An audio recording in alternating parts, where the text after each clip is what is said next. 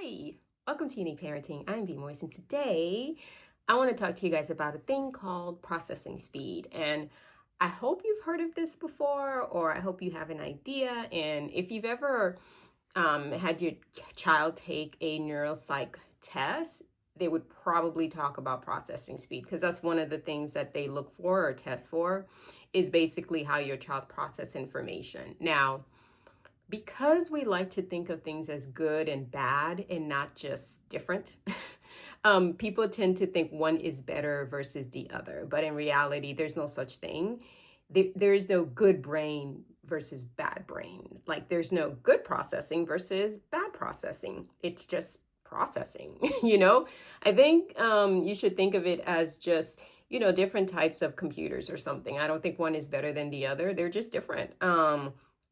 Similar to if your child has fast processing, it doesn't mean that they can just do anything and everything. And if your child has slow processing, it doesn't mean that they can't do anything. It's just processing speed. So processing speed is basically the way that the brain is able to utilize information from the outside that it's given, meaning what it's reading, what it's hearing, what it's looking at. There's like a little bit of a, it has to be processed. Like it must go through the brain and for the brain to go, oh, this is what I need to do with this.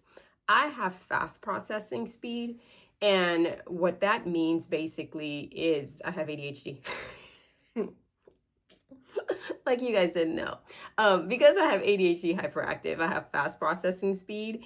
And what that means is I like a lot of input to come at me very quickly, which is probably why I talk so quickly during these videos. I have to consciously think about slowing down because I'm just like, like my brain is moving faster then I can actually have time to process it. So I'm just quickly going through it. It also means I'm incredibly prone to errors. That's what that means. Because I'm just like quickly doing it. Like I'm not really taking my time. And, that's just my processing speed. Now I can take information quickly, do something with it, take it apart very quickly and understand it. But also when I'm doing work, I tend to be incredibly careless because I'm just processing at a rate that's not really taking in the information. I'm just kind of like doing what I need to do with it so I can move on to the next thing, right? Fast processing. So slow processing is the opposite. And it's basically you get the information and you need to sit with it and you need to take it apart. I like to call slow processing errorless thinking. I just find it incredible that, you can do this and you can sit there and take this thing apart and really see what's wrong with it and really give it back clean. I'm like, that's just incredible. But I think it's just one of those things where if you have one, you think the other one is better. If you have, I don't know. That's just my assumption, but both of my kids have very different processing speed. One has slow, one has fast. And I see it the same as like, oh my gosh, like what unique traits, what differences that they have that's so incredible and interesting. And so fast isn't better, slow isn't better, fast isn't bad, slow isn't bad.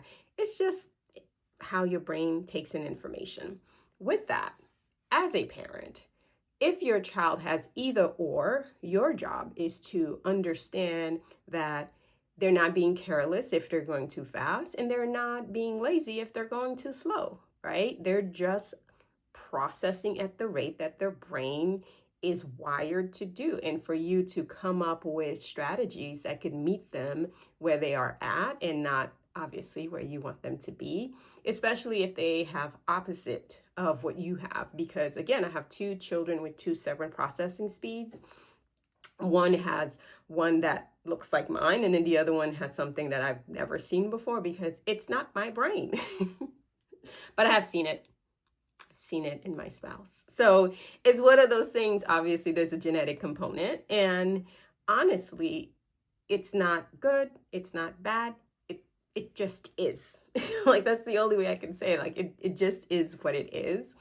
And your job is to make sure that your child does not feel different and othered while they are in their home, in their dwelling, and that they feel understood. And most importantly, that they can come to you to help them process information, however way they're getting it, like however it is entering into their system, they can come to you. It's also helpful for school and education and academics and all these different things. Like I've spoken about in my learning differences videos, because that also comes into play. Your processing speed will impact how you learn and the preference of where you like to learn. So all these things are important, and that's why understanding which type of processing that your child has is incredibly important. I think it's helpful and I think it's beneficial. And I think it just makes this parenting thing a little bit more manageable. So in the meantime, I want you all to enjoy your unique parenting journey with your unique